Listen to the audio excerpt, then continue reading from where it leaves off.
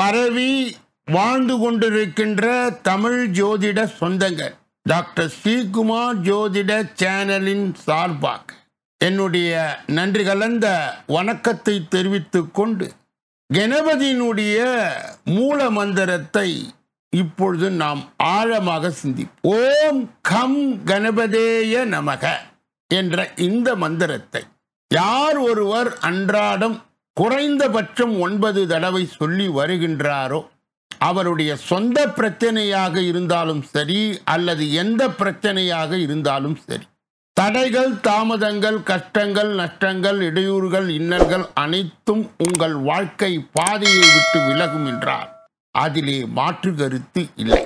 அன்பர்கள், இந்த மூல மந்திரத்தை மனதில் நினைத்து தியானித்து அவரை தொடர் நிலையில் வணங்கி வர அத்துணை விதமான நன்மைகளும் இன்பங்களும் உங்களை வந்து சேரும். கடக ராசியை சார்ந்தவர்களுக்கு சேர்ந்தவர்களுக்கு இந்த ஜூன் மாத பலாபலன்கள் இந்த பகுதியிலே, இந்த பதிவிலே விரிவாகவும் விளக்கமாகவும் சொல்லப்பட இருக்கிறது. அன்பர்கள் கூர்ந்து கேட்டு ஜோதிட வழிகாட்டுதல் ஆலோசனையை பெறலாம். முதலிலே கடக ராசியை சார்ந்தவர்கள் யார்? நிர்வாக திறமையிலே கொடி கட்டி பறப்பவர்கள், அன்னையின் மீது மாறாத அன்பை பொழிபவர்கள், ஞாபக சக்தி நிறைய உள்ளவர்கள், உணர்ச்சி வசப்பட்டாலும் அறிவுபூர்வமாக எந்த ஒரு காரியத்தையும் முடிவுக்கு கொண்டு வந்து வெற்றி பெறுபவர்கள்தான் இந்த கடக ராசியை சார்ந்தவர்கள் சேர்ந்தவர். இதிலே உள்ளடங்கிய 9 பாதங்கள் என்னென்ன?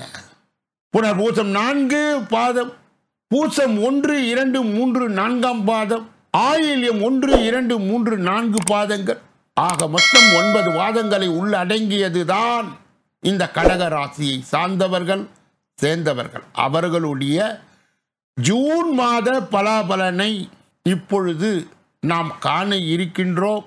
அதற்கு முன்பு இந்த ஜூன் மாதத்திலே நடக்க இருக்கின்ற 4 பெயர்ச்சிகள் என்னென்ன? 1 செவ்வாய்க்கு உரியது, 2 சூரியனுக்கு உரியது, 3 சுக்கிரனுக்கு உரியது. புதன் 2 முறை பெயர்ச்சி பெறுவதால் மொத்தம் இந்த மாதத்திலே 5 பெயர்ச்சிகள். இதனுடைய அடிப்படையிலே கணக்கிட்டு பொது பலனோடு சேர்த்து இந்த ஜூன் மாத பலாபலன்கள் விரிவாகவும் விளக்கமாகவும் இந்த பதிவிலே இப்பொழுது சொல்லப்படுகிறது. எந்த ஒரு விஷயத்தையும் அது எப்படி நடக்கும், சாதகமா பாதகமா என்று முன்கூட்டியே யூகித்து அதற்கு ஏற்ப நடந்து கொள்ளும் திறமை உடைய கடக ராசி அன்பர்களே, நீங்கள் குடும்ப உறுப்பினருக்கு மதிப்பளிப்பவர்கள். இந்த ஜூன் மாதம் வீண் செலவுகள் குறையும், எந்த ஒரு வேலையும் செய்து முடிப்பதிலே இருந்து வந்த தடை தாமதம் நீங்கும். வீண் விவகாரங்களில் தலையிடுவதை, மற்றவர்களுக்காக வாதாடுவதை தவிர்ப்பது நல்லது. வருமானம் கூடும், மன திருப்தி உண்டாகும். தொழில் வியாபாரத்தில் ஈடுபட்டு இருப்பவர்களுக்கு புதிய ஆர்டர்களை பெறுவதிலே இருந்த தாமதம் நீங்கும். வரவு இருந்த போதிலும் வியாபாரம் தொடர்பான திடீர் முதலீடு செலவுகள் உண்டாகலாம். உத்தியோகத்தில் இருப்பவர்கள் மிகவும் கவனமுடன் இருப்பது நல்லது. மேல் இடத்தின் கனிவை அனுசரிப்பது நல்லது. உறவினர்கள், நண்பர்கள் உதவியாக இருப்பார்.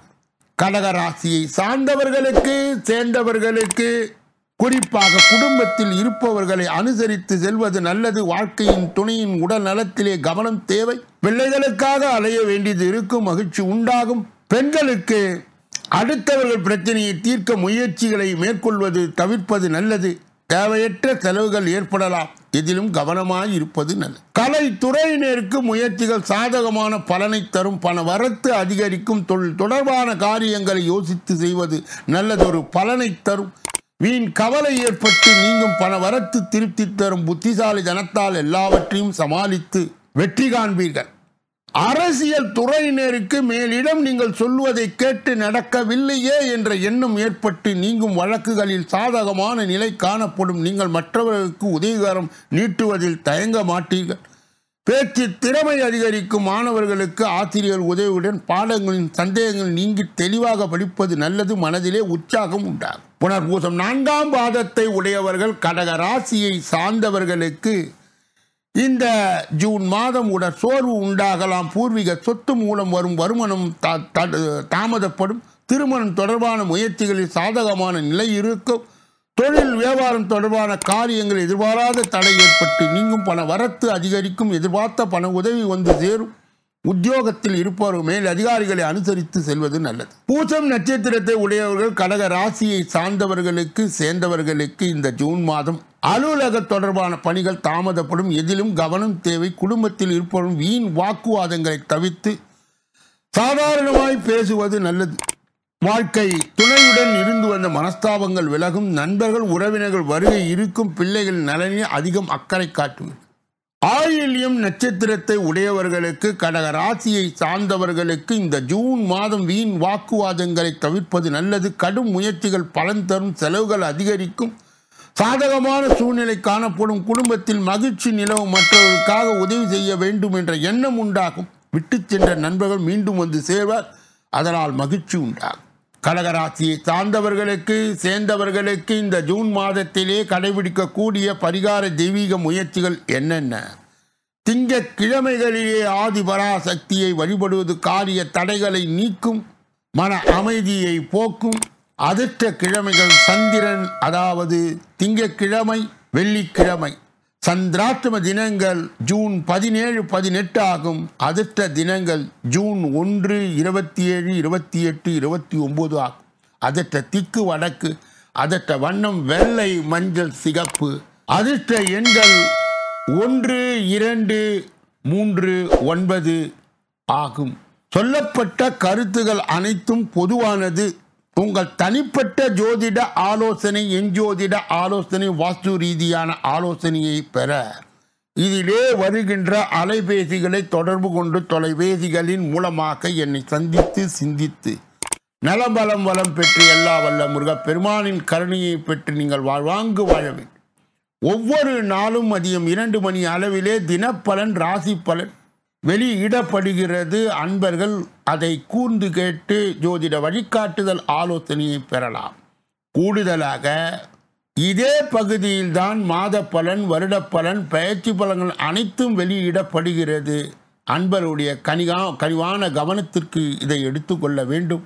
அன்பர்கள் பெற்ற அந்த உண்மையை மற்றும் அந்த நன்மையை உங்கள் உற்றார் உறவினர்களுக்கு, நண்பர்களுக்கு, நலன் விரும்பிகளுக்கு, ஜாதி ஜனங்களுக்கு, சொந்தங்களுக்கு, பந்தங்களுக்கு, அறிந்தவர்களுக்கு, தெரிந்தவர்களுக்கு பகிர்ந்து யான் பெற்ற இன்பம் பெருக வையகம் என்ற முறையிலே இயங்கி எல்லோரும் இன்புற்று இருக்கவே யாமொன்றும் அறியோம் பராபரமே என்ற நிலைகடன் எல்லா வல்ல முருகப்பெருமானின் கருணையை பெற்று நீங்கள் வாழ்வாங்கு வாழ வேண்டும் என்று வாழ்த்தி இந்த பகுதியை நிறைவு செய்து வேறொரு நல்ல பதிவிலே உங்களை சந்திக்க இருக்கின்றேன். நன்றி, வணக்கம்.